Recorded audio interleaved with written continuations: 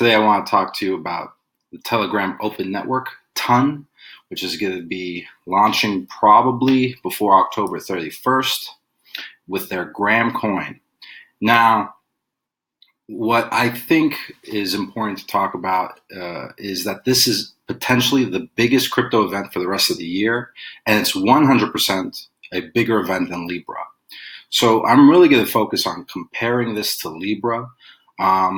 And, there's details I'm obviously not going to be great about. I'm trying to pass on information fast. So if there's anything I got wrong, please put in the comments. I'll do changes. But it's important that we talk about Telegram now because there's a lot of stuff happening today around Telegram's open network. So first, let's start off to address what is Telegram. There's a lot of people watching that probably have never even heard of Telegram or haven't used it or don't understand the size of it in comparison to a Facebook. So I found this cool site that has some stats on Telegram, updating it. The most important thing is how many users, 365 million, and they're adding 1 million a day. So this is big, right? Now, it's not the 2.3 billion big Facebook, but it's big. And these users are a lot different than the users on Facebook. Now, first, Telegram isn't exactly what Facebook is, right? It's not a place where you're sharing, a feed and you have all these connections kind of. It's more like a WhatsApp, but much more involved. Personally, again, I don't know the features 100%. God, I gotta stop doing these disclaimers for people in the comments. But basically, from my purview, Telegram has so many more bells and whistles. You can make chat groups with 200,000 people. And that was one of the big things during the ICO craze. So many different ICOs, different projects used Telegram to manage their communities, to make it part of their airdrops, airdrops being a way to give out free coins. So because of the way crypto projects use Telegram is really embedded into the crypto underbelly, especially on the user side. Early adopters, almost everybody has Telegram. Also, I want to put out there that it's super private, encrypted peer-to-peer communication. I will share more information in the links if you want to get into the nitty-gritty about Telegram itself. But yeah, very large audience, not as large as Facebook, but these are people who are crypto hungry. I do also want to point out that there's other social networks that are looking to launch, like Line from, I believe it's Japan, or Kakao Talk in South Korea. They also have, communities, not nearly as large, but they also have shared that they're going to do some sort of crypto issuance. Those, I think they pale in comparison to what's happening with Telegram. There is one exception I'm going to go into deep towards the end of the video, which is China's cryptocurrency that would be issued using WeChat and Alipay. They are the only one that could compete as far as like this new wallet influx of users, right? Because that's what we're really talking about here is this chance for there to be a huge increase in crypto users by using an existing platform. So China has a very big lead there, and it's not exactly the same thing as a social network, but they're going to be using a social network to deploy it. So that's why Libra and Telegram, TON, the Telegram Open Network, are both comparable, Facebook and Telegram. Now, their ambitions are different, and I found a good website that talks about some of those ambitions. One of the things that's different is the anonymity. So in Telegram, because it has anonymity and it's kind of like DNA, you'll be able to still have a Telegram passport, which is basically your way of having an ID uploaded and stored, but it's encrypted, and you can decide to when you want to show that and when you don't. Whereas something like Facebook, they already know who you are. What has been shared so far doesn't look like the same commitment to privacy, to anonymity is going to exist. They also highlight investment possibilities. So this is important, right? Libra is going to be backed by a basket of different currencies. So there's not going to, it's a stable coin. It's not going to be fluctuating. Whereas Telegram is a straight up, on its own cryptocurrency.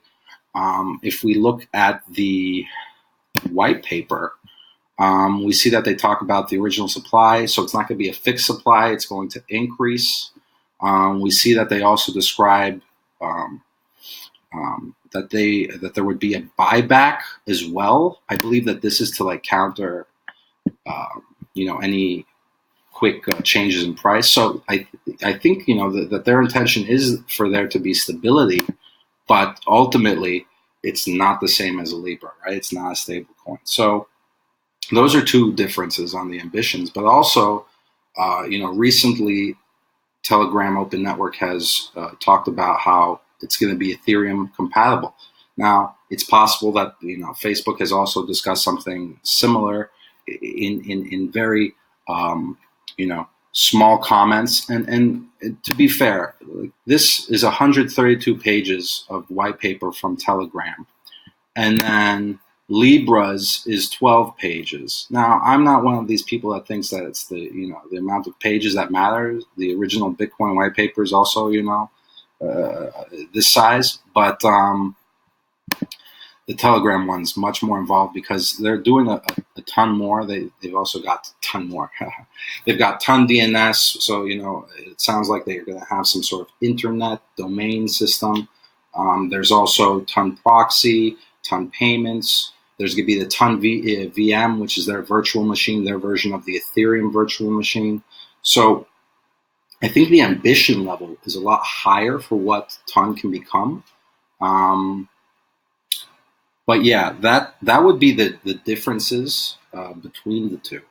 But the most important reason why I say Libra is not going to be such a big deal in comparison to Telegram and Ton has to do with timing and has to do with their DNA. So first on the timing side, by October 31st, either Telegram Ton is working or it's not, because they have a commitment to their investors. If they have not launched a real, effort, and they've got big backers like Lightspeed Ventures and some other people, I don't know them off the top of my head, but they have big backers with real lawyers.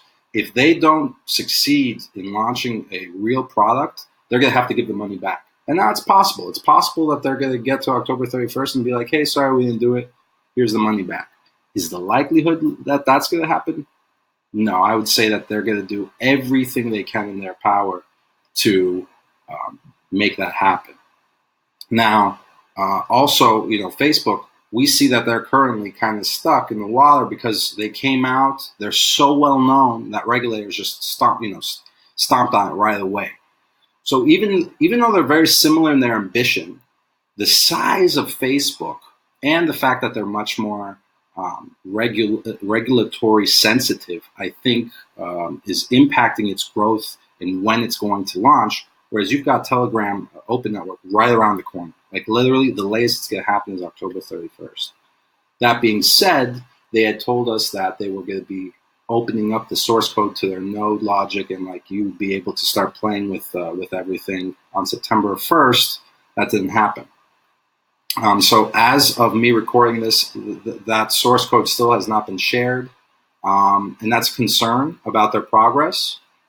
One way to look at it is that maybe they're keeping things close to the chest because they saw Facebook getting stomped down the more they communicated and shared. So that comes to like the DNA of the different companies.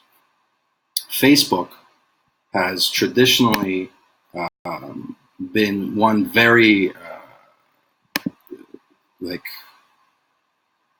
everybody knows Mark Zuckerberg, and he likes to be out there. He wants to be liked, and they're following the rules. They're based in Menlo Park. Completely different thing from Telegram.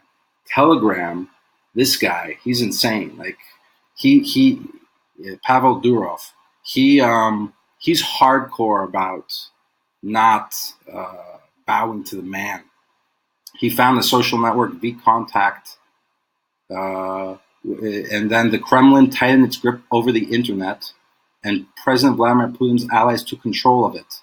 Mr. Durov eventually sold his remaining stake for millions and fled Russia in April after resisting government pressure to release the data of Ukrainian protest leaders. So, I mean, the guy obviously is trying a little bit more to protect people than I think Mark Zuckerberg would. I don't want to speculate too much, but you can read this about who this guy is. He's been changing countries often. He says here, me myself, I'm not a big fan of the idea of countries. They compare him in this article to Neo. So one day he's in Paris, another in Singapore. This is a good article. I'll post it in the links. Completely different founders, and that changes the DNA. Right now, supposedly, presumably, the Telegram team is based in Dubai. Like, these guys are constantly changing because they don't want to have any pressure from government. Telegram is also very popular right now, and it's being used in Hong Kong. And here's an interesting thing to show you about DNA. There was a feature. It was referred to as a bug, which I don't think it's fair to refer to as a bug. There was a feature that basically, if there was a phone number in your contacts, it would show you who's using Telegram. The authorities were using that to to figure out all these other people that are using Telegram and find. Anyway, the protesters, the Hong Kong protesters, not the Hong Kong police, not the people who are protesting, said to Telegram, "Hey, you got to help us out on this." And Telegram changed the logic to not do that anymore. So they made a change to help the protesters. I think that's a very big indication of where they sit in this kind of, following regulations versus not following regulations. What else I have here? So yeah, this was another article talking about how this is going to happen soon. That you'll be able to use Telegram to trade. And I also had the privilege of being exposed to the Telegram Ton network before most people, because when I was working at Ethereum Classic Labs, I got to spend a lot of time with Button. Button is the first wallet on Telegram. Amazing team. These guys are keep on winning hackathons and super young, super bright. I think that they're going to be probably one of the biggest names you hear connected to Ton. But I'll also put that in the links talking more about this. So, at the end of the day, you've got these two different DNAs, and the biggest issue outside of the timing, which we clearly see that Telegram is much closer to launching than Libra is. It's the regulations, right? So I think you've got on one side a company that's NASDAQ listed, Menlo Park based, with this constant, they're always going to Congress and doing their hearings. They had Marcus Price there not too long ago. And then on the other side, you've got someone who's running from from country to country, and they're changing their features, so it's helping protesters in Hong Kong. So completely different DNA. And I think that when it comes to regulations, you're going to have one side which is going to be fighting and like ignoring regulation completely, and then the other side that's going to do everything in their power to stick to regulation. So what's that going to mean for adoption? That's the interesting question, right? The users in Telegram, that size can be threatened if regulation pushes down on Android, Google and Apple, because I currently have Telegram on my iOS device. If they make them remove it from the App Store, it's going to be a lot harder for someone like me, and also for people who are not super, technologically inclined, to even access it. Whereas Facebook, just going slow, following regulations, they may never stumble like that. So it's possible that Telegram gets out of the gate faster and is much more crypto decentralized.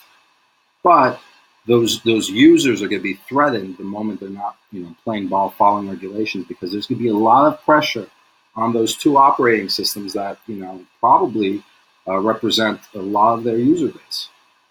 Now, I did say I was going to talk about China real fast, and there's the size, the fact that you've got what is this? The size and the fact that you've got the Chinese government behind it. Now, we're not going to compare these apples to apples. This is a stablecoin. What we're comparing right now is crypto adoption having a widespread wallet, right? Having a social platform getting a lot of people. Now, this is slated to release before or as soon as November 11th. So this is all converging very fast. By the end of this year, one of these guys is going to have done something, and it's not going to be Libra.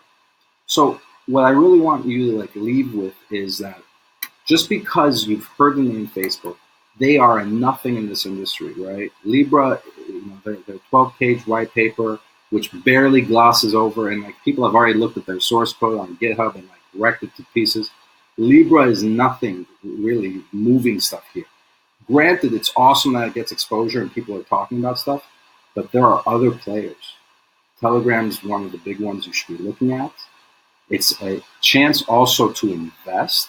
I personally, if I see that they come out with their source code soon, I think there's an exchange. There was something mentioned with Liquid recently that you could see.